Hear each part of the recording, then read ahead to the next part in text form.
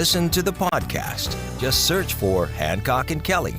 So after our program last week, Republican presidential nominee, former President Donald Trump, drew a massive crowd for a rally at Madison Square Garden in New York. A comedian took the stage and called Puerto Rico a floating island of garbage. That prompted a response from President Biden, who said, "The only garbage I see floating out there is his supporters," apparently meaning Trump's supporters. There's some confusion about that.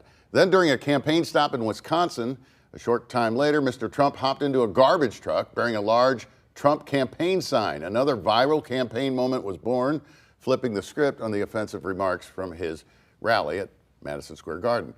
Michael, is Donald Trump on a roll in these final days of the campaign? I'm not so sure. No, I don't think so. And I think that picture is going to be his Michael Dukakis tank moment. Really? Well, at the end of the day, you're in a trash truck driving around on a tarmac. He had the McDonald's, doing the French fries. You got the orange vest on that you look like you ought to be in Willy Wonka. I mean, I don't think that was a big, powerful display for Donald Trump. What do you think? Well, Biden stepped in it. You got the Harris campaign going on out there, and Joe Biden's kind of a sideshow. And that was not a good moment for the Harris campaign when he appeared to call Trump supporters garbage. But this is all, it's cinema out there. The people have already started voting. Well, Mr. Trump's Democrat opponent, Vice President Kamala Harris, had an even bigger crowd than the Trump Madison Square Garden event. Her rally at the Ellipse in the nation's capital drew an estimated 75,000 people, maybe more. Harris is now blasting Trump's recent comments against former Republican Congresswoman Liz Cheney, one of his fiercest critics. Mr. Trump said she was a war hawk and said, "Let's put her out there with a rifle and see how she feels about it when the guns are trained on her face." John, your thoughts on Harris's stretch run? She was on Saturday Night Live last night. Yep. Trump wasn't saying put Cheney in front of a fire. But unfortunate rhetoric. I mean, right.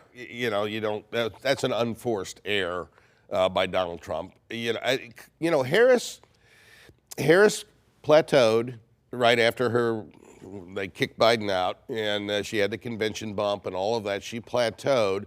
Trump kind of ascended for a while. This race is so close. And the last minute momentum here, I think, could be determinative. What do you think about Harris's momentum? Has she recaptured it a bit in the last day or two? Of course, and I'll get to that in a second, but I don't take the Trump-Cheney stuff as only miss. There was intention behind what this man's been saying. He's been using violence in his rhetoric, and the fact that comes in, you have to understand there's some intent behind that. Now, it may have been a misspoke, but he's been out there. Kamala Harris has stopped the trajectory over the last week, particularly in some battleground states. She's moving the bead back her way. Now the game is in her court because she's the only one of these two campaigns that has a real field structure out there knocking doors.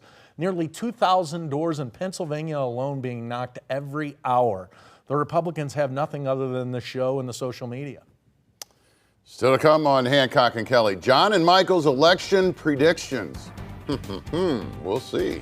And our quote of the week is from perhaps the hottest local campaign going right now, but this election is still months away.